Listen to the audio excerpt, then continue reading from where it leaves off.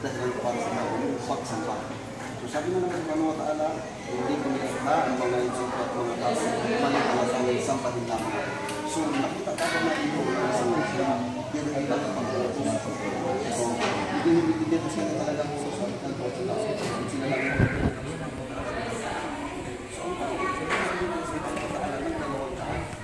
isang daan lamay patay at isang daan kasi hinahanap mo alam mo natin ang dito mo kasi hindi na maghanap kasi nakalimit ka ba siya pero kaya matapos kasi nila walang gabay na magkakano sa iyo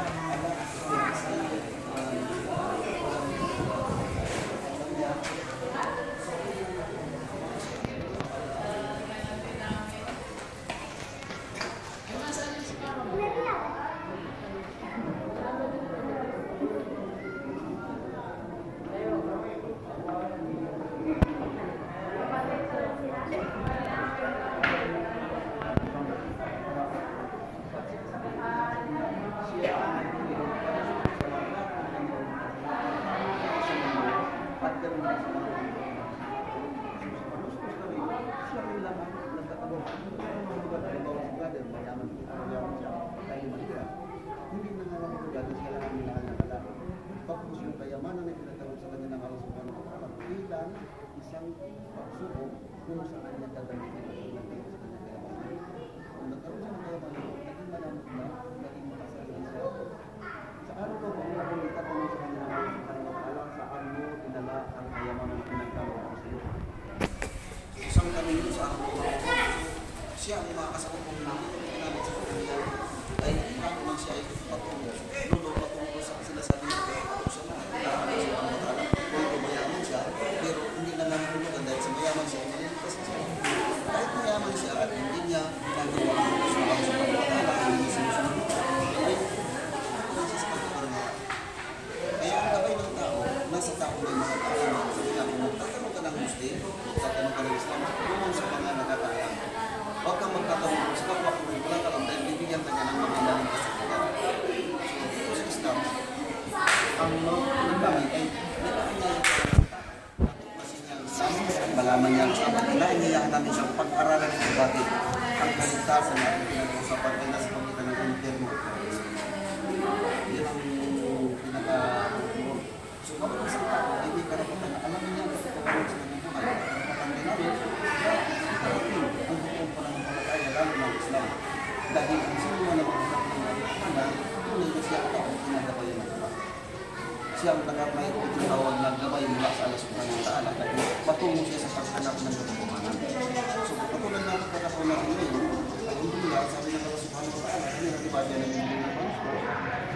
Sinabi niya rin, hindi siya nagkaanak, kaya walang karapatan ang sinuwa na tawagin anak ng Diyos. Dahil kung tatawagin natin si Jesus anak ng Diyos, kaya ano ba tayo? Diba? So, ang pinagpulan ni Jesus ay si Maria. Si Maria ay katubo, parehas ng natin. Si Jesus ay may tubo, may laman, parehas natin. Kumakain, katubo, kumili. Dahil pinagpulan natin pinagpulan. Kung sino katawagin anak ng Diyos, ang pinagpulan. Dapat, kung mayroong katawagin anak ng Diyos, lahat tayo ay anak ng Diyos. So, sa madaling sabi yun, hindi nangangahulugan dahil si Maria ay nanganak na walang ama yung kanyang kasinilang, nangangahulugan na si Diyos na. Ay balikin natin yung pananaw ng anak. Walang nanay, walang tatay, bakit natin ka? So sa ulo, kung nakasukan mo ng anak, kapag nagliga siya, kanyang sasabihin, mangyari at mangyayari na. So malaming po siya sa kanya, ang lahat ng kanyang naisip, nagagawa niya. Doktor-doktor na muna lang ngayon, mga batang isinisila ngayon, magka-doktor na sila. So sino ang lumitas sa kanya? So hindi ka sabihin yung nanay. Dahil yung nanay, hindi nga niya lang yung sa kanyang sinapatunan. So wala siya nakakatanan, imundo yung tawag daw niyang ibukibok niya kung gusto niya. Kung nagbubulo ng Allah subhanahu wa ta'ala sa pamamaras ng gusto niya ng Allah subhanahu wa ta'ala, mangyayari sa kanya. So pagkalabas po, nakita natin ang isang dalawang ulo, isang katawaran. So kung makita ka, ano ka nakita? Kapag lumita siya ng sabihin bagay, o isang tao man, ay hindi sabihin lang at mangyayari na Allah. So ang kapangyarihan ng Allah subhanahu wa ta'ala, walang limitasyon. Hindi niya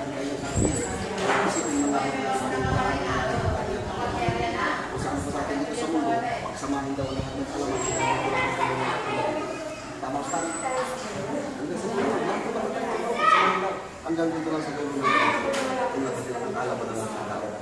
O so, ang nakalasong kami sa alam sa mga alam sa lahat, ang lumus na nakarinig dito, ang nakakita. So, sabi ng Allah subhanahu wa ta'ala, hindi siya ipinanganak. So, walang dahilan para lang natin siyang ama. Dahil naman, ay dalawa lang ang pinagagalingan. Tao pa. Ayun sa mga sarili, pag tinawag na ang mga konsepto, may ina, may anak. So, ang pwedeng mga anak ay hayop at tao. So, malibat ka sa mga puno, hindi ang pwedeng mga anak. Diba? Pero hindi sila nagkakaanak. So, ito lang ang po natin makikita kung gaano ka, anong nalasong ka mga kalataano sa katakilas ng mga pag-aalala. Ang kanyang sinabi, at sa kanya ay wala kang nakikatanggulat. Ngayon, kung sa pag-aalala, kasi kung mula lang, kawala, marami tayong mga magkakanggulat tayo. Sila ay babae, maraming babae, magkakanggulat sila. Sinabi na lang, wala siya kahanggulat. So, paano natin siya i-drawing at bibigyan natin ng konsep, ito ang Diyos. Samantalang hindi nakita ng ating mga mata. So doon makita mo na kaagad ang kaibahan. Tulad ngayon, sabihin natin si Jesus, na kinakilala din ng Diyos ng tao. Kailan pa nawala si Jesus? Mahigit na sa 1600 years ago ang kalipas. Paano silang nagkaroon ng picture ni Jesus? Sino sa time na yun ang nag-drawing ng mukha ni Jesus? Ngayon ito tignan mo. Yung isang Amerikano na nagkaroon ng pelikulang isinabuhay niya yung buhay ni Jesus, yung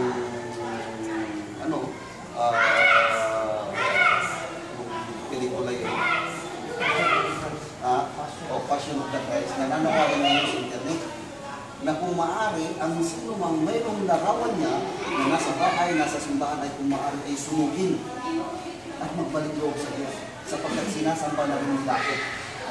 Sabi mo, kung Amerikano na nagano ng Passion of Christ, sinasamba na rin yung dakit. Nananawagan siya sa internet, pakumari daw, kung mayroon ka sa mga nakalay mo, pakisunod mo, magbalik loob ka sa Diyos. Siya mo siya natatakot pa rin. Humihingi na sa kanya tulong. Wala naman siya magawa sa humihingi na tulong. Dahil pag meron lang yung ang nakakalimutan na sa lahat ng kailangan na kasi yung kaalat. Baliman sa kanya kung ano yung mata. So doon tayo kung saan pa. Kung hindi taman tayo kung saan naman tayo, hindi tayo mismo kung saan tayo. Although sa mga nakaraang kasulatan ay hindi nakalagay kung nakatukoy kung sino at ano nga lang kanyang pangalan. Pero sinabi na lang sa mga ta'ala sa kanal na Quran, pakilala siya, sabihin mo kung Muhammad, ako ang alam, ang nag-iisang tagapagita. So, may pangalan na siyang sinabi. Yun ang konsep ng ta'ala sa Diyos na sinasabi natin na hindi mo pwedeng ipagpag sa iba. So, ang Allah subhanahu wa ta'ala, ibigay ng degree, ibig siya minanutos sa lahat ng mga pagkitang mula sa sinauna kay Adam, kay Noe, kay Abraham, kay David, kay Moses, kay Jesus, at sa pinakalit kay Muhammad, sa mga kanya nawa, kapayapaan. Nang binigay sa lahat ng pagkita, ang iisang mensahe.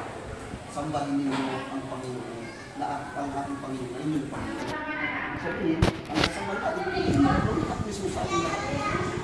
Yun lang ang sasambahin natin. Isang mensahe ang kanilang dalalakan mula sa panahon ni Adam. Nawala ang panahon ni Adam, dumating ang panahon ni Noe. Nakilaw ang tao, nag-utos ang Diyos. Sabi niya kay Noe, Noe, parating mo sa inyong kamayanan, nasambahin mo na. Pinarating yung pangito. Hindi siya pinaniwalaan ng tao. Ang ginawa ng Allah subhanahu wa ta'ala, pinagawa sa mga karpe. At pagkatapos, ay pinasakay ang mga taong naniniwala sa kanya, kaya hindi yung mga hayop. At pagkatapos ay binasakay ang panginoon. So, ibig sabihin, pag binigay mo sa ibig, nakasubat sa sakit. Akala ko si Commander ba? Ang Diyos, pagkatapos na galit siya, umapatay.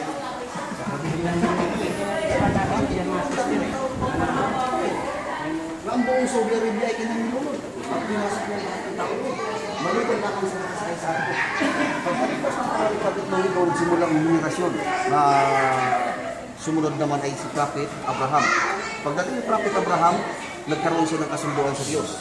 Ng kasunduan niya sa Diyos, ang sila kanilang tipan, si Propeta Ibrahim, kanyang mga gawa, at gayon din ang mga susunod na mga kasunod ay kailangan ulihin. Bilang kasunduan sa Diyos, na pagiging malinis o sabihin, malinis ka tao. Pero kung talaga naman hindi kalakam, alam mo naman kung anong bilang sa mga nakitang natin. So, ibig sabihin, ang kasunduan na yun hanggang sa ngayon, ang kasunduan ay active. Bakit? Nagpapatuloy. basta nagpatuloy ka, nakasunod ka ngayon sa utosan ni Abraham ng Diyos, nakapos ka Abraham. So doon kayo nakapos ni Abraham, pumunta tayo sa anak ng siguro. Pag may nagsalita dyan, wala naman. Iparating sa mga tao, sabihin mo sa kanila, sambahin na okay lang, sabihin mo sa So, pinarating na. Sino ang pinagparating sa Parao? Yung isang hari ng Egypto na nagpangkin sa kanyang sarili na siya naging Panginoon. Sinagpako kasi mas pinakamataas na turi para makita siya ng mga tao na naluto sa taas at sinasabi niya, ako ang Panginoon. So, lumapis na siya sa kanyang pagka-pinatawag na pagmamalaki niya sa kanyang sarili. So, ang ginawa na sa kanyang alay ng Moses, at ginawa siyang pusita, at ginawa niya na kapatid mo kung sinis kay Parao, ako na gano'n din sa akin. Pinarating niya yung pagpupusis. Hindi maniwala sa Parao. So, pinaglagang ka sa mga watakan, mga sunod-sunod na sado. Ang bayan nito ang Parao. So, pag-ulit, naniwala sa Parao. Dahil sa hindi niya makapapalaga ka, ang kagat, nagiging dugo. Ang hilong, nagiging dugo. So, hindi niya na nakayanan hanggang sa italaya niya ang mga taga-Israel. Ang sabagay, nung naitawag ko ito naman ay Prophet Moses doon sa tinatawag na natin, si mga ito, pinalap po noon, ang lalabas sa loob ay Jida at Saudi Arabia. Tapos nang yan, tumaksin pa na dahil magbabravo ko na. So, ginawa naman sa kamar-kamar,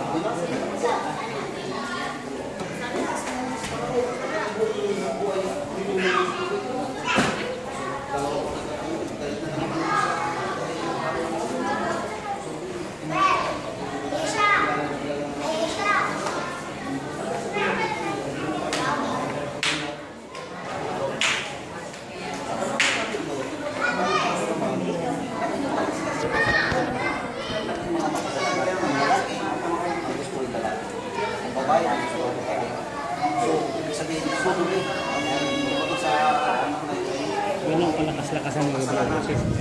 Mga sister eh. Lakas-lakasan ng boses. Mahina eh. Tubig ba yung ano? Speaker. Speaker po natin. Lumapit sa kanya po rin mga susi. Bigyan mo.